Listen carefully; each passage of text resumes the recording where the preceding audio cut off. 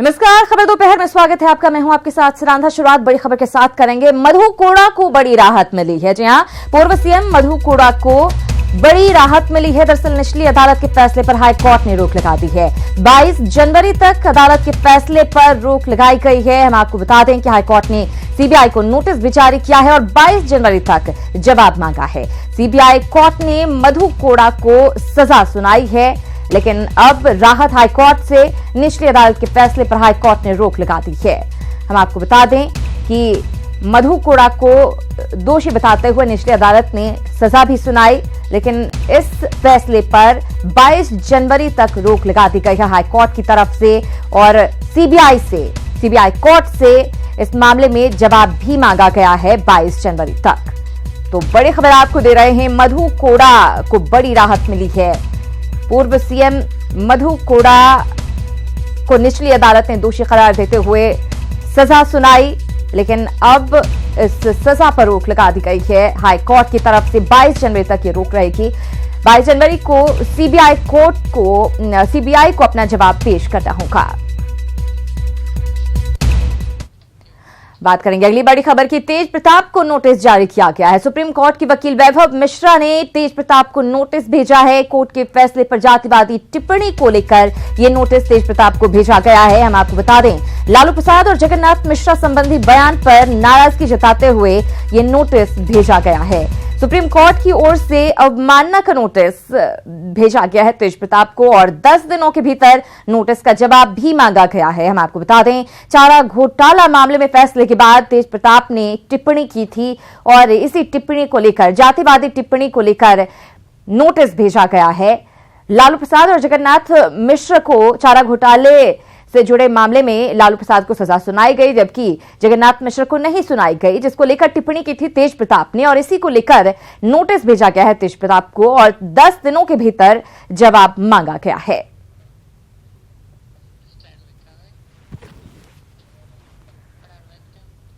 और तेज प्रताप को नोटिस भेजे जाने के बावजूद आरजेडी तेज प्रताप के उस बयान का समर्थन कर रही है। आरजेडी उपाध्यक्ष शिवानंद तिवारी का कहना है कि यह सच्चाई है। अगर लालू प्रसाद यादव नहीं होकर मिश्रा होते तो शायद जेल नहीं गए होते। लगाया उसने जो सवाल किया, अगर हमारे पिताजी जो है लालू यादव की जगह पर उनका नाम लालू मिश्रा होता तो क्या होता। निश्चित रूप से अगर लालू मिश्रा नाम होता तो हमको नहीं लगता है कि एक बार सजा पाने के बाद तो चारा घोटाले में दोबारा और तिबारा और चौबारा उनको सजा सुनाई जाती। ये सिर्फ इसलिए हो रहा है कि लालू यादव लालू मिश्रा नहीं है, लालू यादव है, इसलिए ऐसा हो रहा है। दोहरा रहे यानी कि आप कह रहे हैं? बिल्कुल हम दोहरा रहे हैं, दोहराएंगे, तिहराएंगे, चौराएंगे और मिश्र जी, तिवारी जी, चौबे जी लोग हम लोगों के ऊपर केस करते रहेंगे और हम लोग लड़ते रहेंगे। हम लोग जेल जाने के लिए भी तैयार हैं इसके लिए। तो तेज प्रताप के बयान को दोहराते नजर आए शिवानंद तिवारी। बहरहाल रुक करेंगे अगली खबर की ओर। झारखंड की राजधानी रांची के एक व्यवसायी की करतूतों से भोजपुर प्रशासन की चूल्हे हिल गई हैं। दरअसल रांची के मसाला कारोबारी 7 दिनों तक फर्जी विधायक बनकर भोजपुर के सर्किट हाउस में एक अगवा युवती के साथ मौज करता रहा और किसी को इस बात की भनक तक नहीं लगी। फर्जी विधायक बने व्यवसायी अमरेंद्र कुमार ने 14 दिसंबर को ही भोजपुर जिलाधिकारी के ओएसडी को फोन कर सर्किट हाउस का एक कमरा बुक करवा लिया था। मिली जानकारी के मुताबिक 16 दिसंबर को यह नटवरलाल आरा सर्किट हाउस पहुंचा और 7 दिनों तक उसके साथ रंगरेलियां मनाता रहा।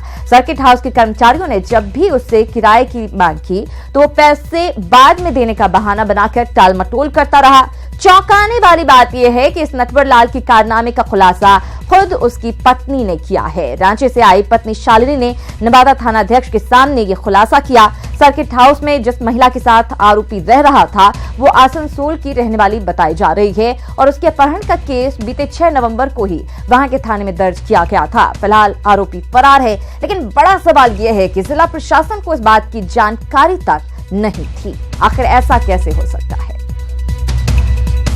आरा संवाददाता हिमांशु हमारे साथ जुड़ गए ज्यादा जानकारी के साथ। हिमांशु, आखिर किस तरह की कार्यप्रणाली है कि सरकारी सर्किट हाउस में एक फर्जी शख्स विधायक बताकर रुक जाता है और किसी को जानकारी तक नहीं, कोई पता लगाने की कोशिश तक नहीं करता? जी बिल्कुल, आमतौर पर जो ट्रेडिशन है उसमें जिला प्रशासन से चिट्ठी आती है, उसके बाद सर्किट हाउस के कर्मचारी उसको रजिस्टर पर मेंटेन करते हैं और उसके बाद कमरे की बुकिंग होती है। लेकिन इस पूरे मामले में एक खास बात है कि इसमें मौखिक आदेश के थ्रू ही कमरा बुक कर दिया गया। उसके बाद फर्जी विधायक बनकर वो व्यक्ति वहां पहुंचता है, युवती के साथ रहता भी है, 7 दिनों तक रंगरलियां मनाता है, लेकिन इसकी भनक किसी को नहीं लगती है। जब 7 दिनों के बाद जब उसकी पत्नी पहुंचती है, वो खुलासा करती है, तब जाकर मामला क्लियर हो पाता है।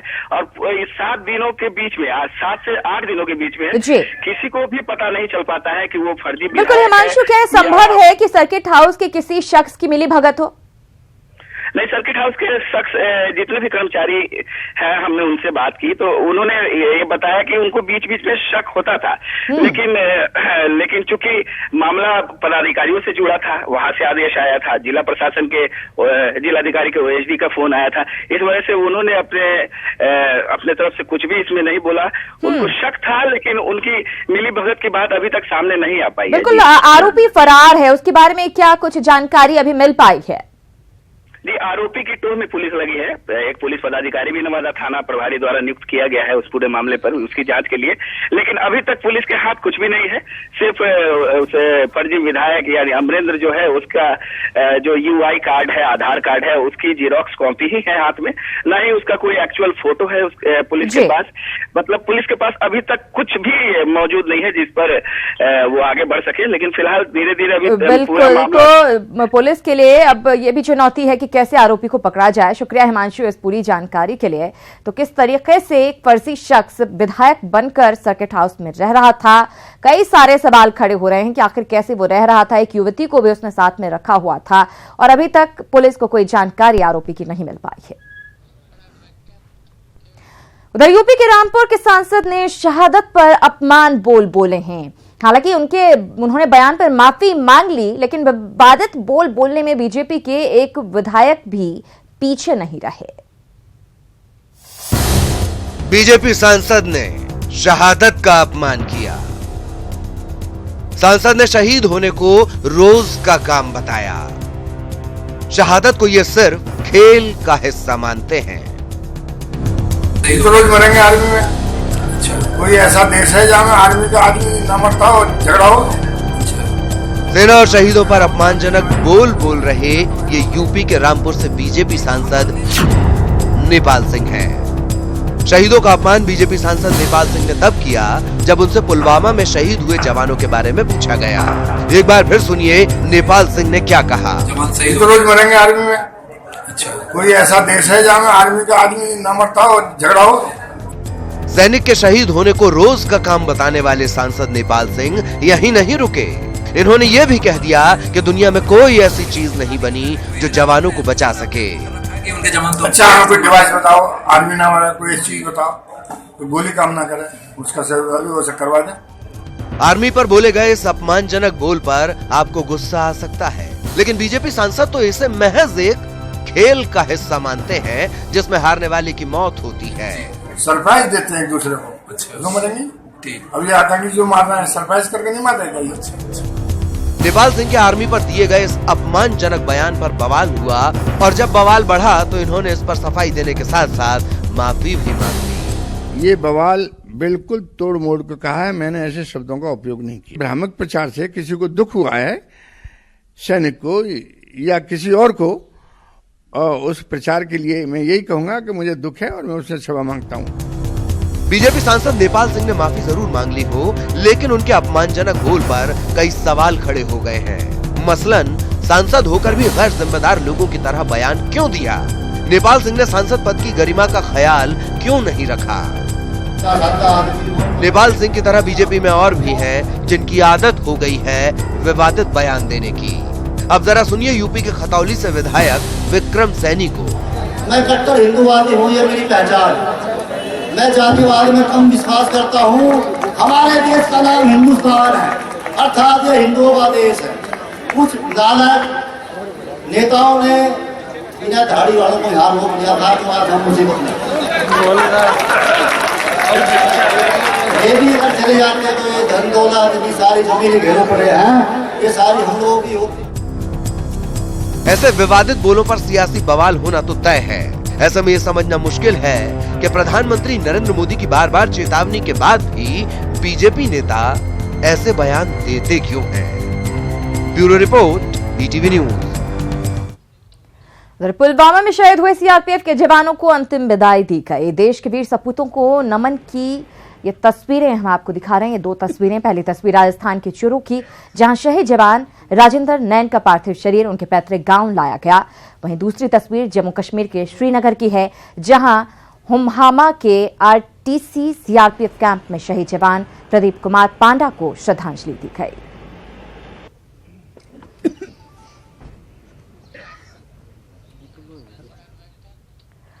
और पाकिस्तान को अमेरिका ने नए साल पर सबसे बड़ा शॉक दिया है। अमेरिका ने पाकिस्तान को दी जाने वाली 1628 करोड़ की मदद रोक दी है। ये राशि फाइनेंशियल ईयर 2016 में दी जानी थी। राष्ट्रपति डोनाल्ड ट्रंप ने 1 जनवरी को ही ट्विटर पर पाकिस्तान पर अमेरिका को धोखा देने का आरोप लगाया था और आर्थिक मदद रोकने की वार्निंग भी दी थी। लेकिन सोमवार को ट्रंप ने जो कहा उस पर मंगलवार को अमल किया और पाकिस्तान की आर्थिक मदद रोक दी गई। ट्रंप के इस एक्शन से अब पाकिस्तान को मिलने वाली अमेरिकी सैन्य मदद नहीं मिल पाएगी। पाकिस्तान पर अमेरिका की कार्रवाई भारत के लिए बड़ी जीत माना जा रहा है, क्योंकि भारत बार बार दुनिया को पाकिस्तान की असली सूरत दिखाता आ रहा है और अब अमेरिका ने भारत की बात पर मुहर लगा दी है और उस पर बड़ा एक्शन लिया है। और पाकिस्तान के बलूच और सिंध के राजनीतिक कार्यकर्ता ने पाकिस्तान की आर्थिक मदद रोकने के ट्रंप के फैसले का स्वागत किया है। जेएसएमएम के चेयरमैन शफी मोहम्मद बरतात ने कहा कि ट्रंप ने अपने इस फैसले से दुनिया के सामने पाकिस्तान की नापाक सच्चाई रखी है। वहीं बलूच रिपब्लिकन पार्टी के अब्दुल नवाज बुगती ने ट्रंप के इस फैसले को सकारात्मक फैसला बताया। एक बदमाश, धोखेबाज, दहशतगर्द और नाकाम रियासत है और पूरी दुनिया में जितनी भी दहशतगर्दी और मजहबी इंतहा पसंदी और टेररिज्म जो भी है, पाकिस्तान आइडियोलॉजिकली उस टेररिज्म और जो वो दहशतगर्दी है उसका जो है एक गढ़ है, एक किला है। और बात बिहार में डॉक्टरों की हड़ताल की, बिहार में क्या कहें देश भर में, बिहार में आईएमए के आह्वान पर डॉक्टरों की हड़ताल का असर अब साफ साफ दिखने लगा है। पटना के पीएमसीएच में ओपीडी के तमाम विभागों के डॉक्टर नदारद हैं। वहीं पीएमसीएच के जूनियर डॉक्टर्स भी हड़ताल पर चले गए हैं और मांगे नहीं माने जाने पर इमरजेंसी सेवाएं भी ठप करने की चेतावनी दी है। ऐसे में पीएमसीएच पहुंचे मरीज बिना इलाज कराए ही लौटने को मजबूर हैं। आपको बता दें कि नेशनल मेडिकल कमीशन विधेयक के विरोध में आईएमए के आह्वान पर देश भर में डॉक्टर्स स्ट्राइक पर चले गए हैं।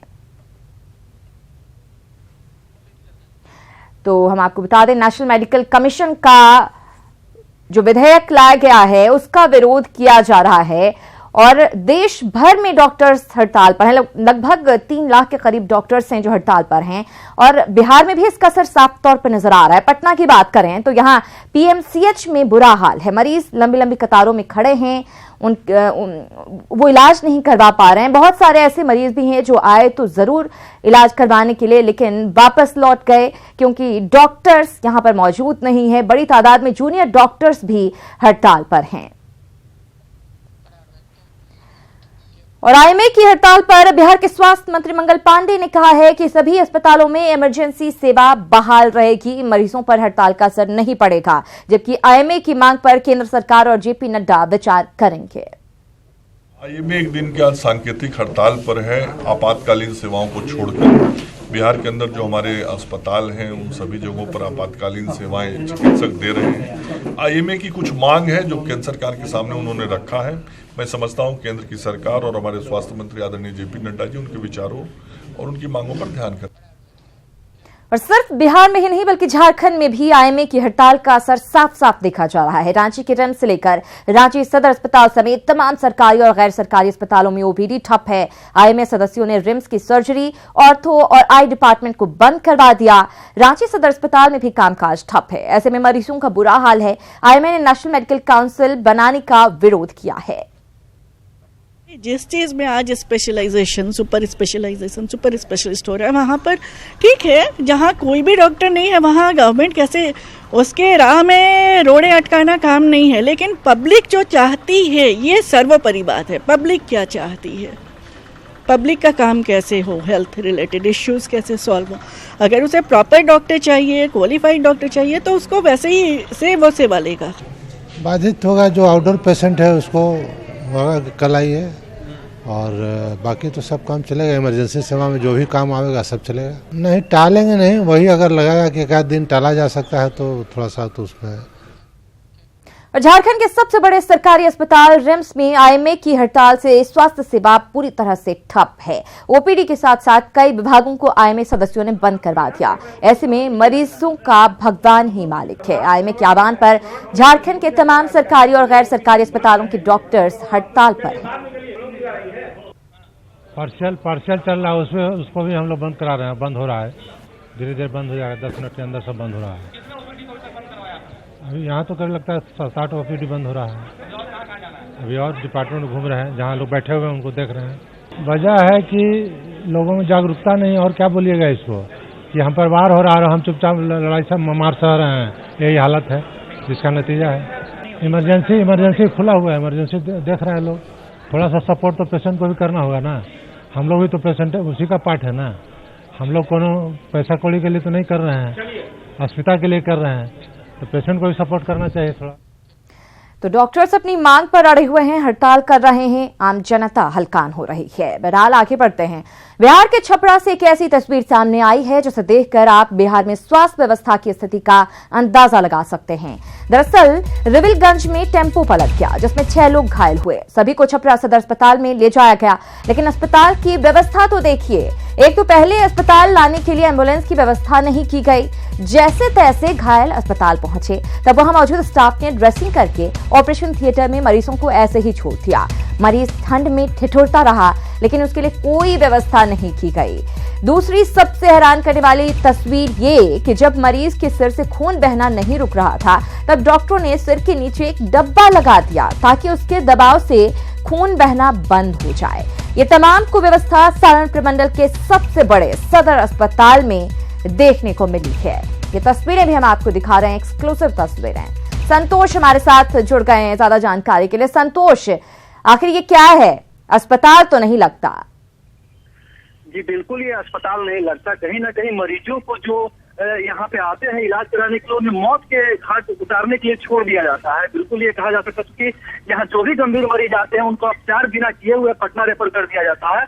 और इस कारण से मैं बता दूं कि यहाँ मरने वालों की संख्या लगातार बढ़ रही है। रोड एक्सीडेंट में लगातार लोग जो पटना जाते हैं उनकी रास्ते में मौत हो जाती है, जबकि अस्पताल में तमाम व्यवस्था मौजूद है। डॉक्टर है, ऑपरेशन थिएटर है, तमाम व्यवस्थाएं हैं। यानी संतोष, साफ यहाँ के जो एम्प्लॉइज हैं, यहाँ के डॉक्टर्स हो या कर्मचारी हो, सही तरीके से अपना काम नहीं कर रहे हैं। देखिए बिल्कुल सही तरीके से नहीं काम कर रहे हैं, क्योंकि जो मरीज आते हैं उन्हें निजी लोग अस्पताल में जो है दलालों का एक नेटवर्क है, वो लोग चेकअप करते हैं, वो लोग उसका इलाज करते हैं, वो लोग अपने हिसाब से निजी नर्सिंग होम में ले जाकर के उसको भर्ती कराते हैं, जहां उनका आर्थिक शोषण किया जाता है। और अभी जो तस्वीरें आप देख रहे हैं, ये जो मरीज है बिल्कुल हमारे साथ में पड़ा हुआ। 1 घंटा पहले डॉक्टरों ने उन्हें रेफर कर दिया पटना इलाज, ये सिर्फ बैंडेज पट्टी करके, तो उसकी हालत काफी गंभीर है। डॉक्टर खुद कह रहे हैं कि उसकी मौत तक हो सकती है, लेकिन 1 घंटे का जो समय है वो अस्पताल में पड़ा रहा बेड पर, उसके परिजन नहीं आ पाए। संतोष, लोगों की जान की शायद इनकी नजर में कोई कीमत नहीं है। किस तरह से एक डब्बा रख दिया गया है खून रोकने के लिए, अंदाजा लगाया जा सकता है कि आखिर किस तरीके से यहाँ पर काम किया जा रहा है। इंसान की जान की कोई कीमत नजर नहीं आ रही। जी बिल्कुल, मैंने भी ये सवाल उठाया था कि भाई डिब्बा क्यों लगा दिया गया, तो वहाँ जो मौजूद कर्मचारी तो उन्होंने कहा कि खून काफी तेजी से बह रहा था, उसको रोकने के लिए हम लोगों ने लगा दिया था। हमने कहा कि इस तरह की व्यवस्था, ऊपर में ऑपरेशन थिएटर है, डॉक्टर अगर चाहते तो उसे ले जाकर ऑपरेशन थिएटर बेहतर इलाज मिल सकता था यहाँ पे, लेकिन उसकी कोई व्यवस्था नहीं की गई। बिल्कुल, निश्चित रूप से सारण प्रमंडल के सबसे बड़े अस्पताल का अगर ये हाल है तो बाकी अस्पतालों की क्या स्थिति होगी, अंदाजा लगाया जा सकता है। संतोष, बहुत शुक्रिया आपका इस जानकारी के लिए। हम उम्मीद करते हैं कि टीवी के माध्यम से जिम्मेदारों तक ये तस्वीर पहुंचे और सख्त कार्रवाई हो उन लोगों पर जो इस तरीके से लापरवाही के साथ काम कर रहे हैं। दिल्ली में सर्दी जानलेवा बनी हुई है। आज सवेरे दिल्ली का पारा गिरकर 5 डिग्री तक चला गया। साथ ही विजिबिलिटी भी घटकर 100 से 150 मीटर के करीब रह गई थी। विजिबिलिटी कम होने की वजह से दिल्ली आने जाने वाली 64 ट्रेनें देर से चल रही हैं। साथ ही 21 ट्रेनों को रद्द कर दिया गया है। कोहरे की वजह से 20 उड़ानें भी लेट हुई हैं। 6 फ्लाइट्स कैंसिल की गई हैं। मौसम विभाग का कहना है कि दिल्ली में कोहरे का ये असर अभी और बढ़ेगा और 4 जनवरी को पारा गिरकर 4 डिग्री सेल्सियस तक पहुंच सकता है। और वहीं दिल्ली समेत पूरे उत्तर भारत में कड़ाके की ठंड के साथ कोहरे ने जनजीवन को अस्त व्यस्त कर दिया है। हम आपको कुछ और तस्वीरें भी दिखाते हैं किस तरीके से हाल बना हुआ है पूरे उत्तर भारत का। हम आपको बता दें कि यूपी के मुरादाबाद में भी घने कोहरे की वजह से जिंदगी की रफ्तार धीमी हो गई है। वहीं ट्रेन पटरी पर रेंगती हुई नजर आ रही है। वहीं सड़कों पर अगर परिचालन की बात करें तो पूरी तरह से बाधित नजर आ रहा है। वाहन चालक रास्ता पूछ कर आगे बढ़ रहे हैं। घने कोहरे की वजह से 10 मीटर दूर तक देखना भी मुश्किल हो रहा है।